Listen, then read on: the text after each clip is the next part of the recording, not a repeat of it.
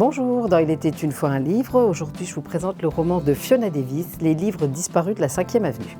Alors Fiona Davis est une auteure canadienne qui est spécialisée dans les romans plus ou moins historiques. Elle se base sur des monuments assez importants et chaque fois ces histoires se passent justement dans ces endroits assez magiques. Donc ici on se retrouve dans la bibliothèque de la 5e avenue de New York et on y retrouve deux personnages et dans deux époques en parallèle.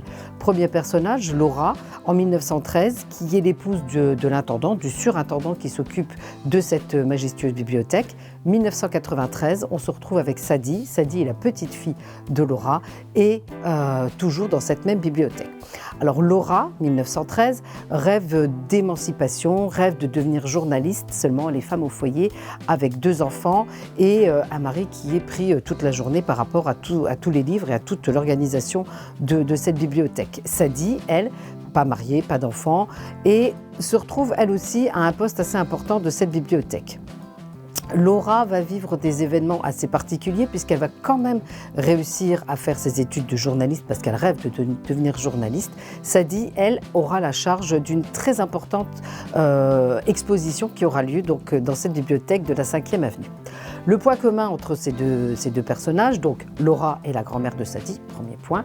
Et deuxième point, à ces deux époques, des livres très rares, très précieux disparaissent. Et disparaissent de manière vraiment complètement incongrue. C'est-à-dire qu'ils sont enfermés, ils sont sous surveillance. Mais le lendemain matin, à chaque fois, ces livres disparaissent. Ainsi, on se retrouve dans une recherche historique, dans des recherches un petit peu fantastiques pour pouvoir retrouver et savoir qui a bien pu voler ces livres et qu'est-ce qui s'est passé puisque de ces deux disparitions à chaque fois en parallèle en découlent des drames. Un roman très intéressant puisqu'on se retrouve dans la bibliothèque de la 5e avenue. On a vraiment l'impression de marcher sur cette moquette moelleuse, de voir ces lions qui gardent l'entrée. Donc Fiona Davis, les livres disparus de la 5e avenue que je vous recommande.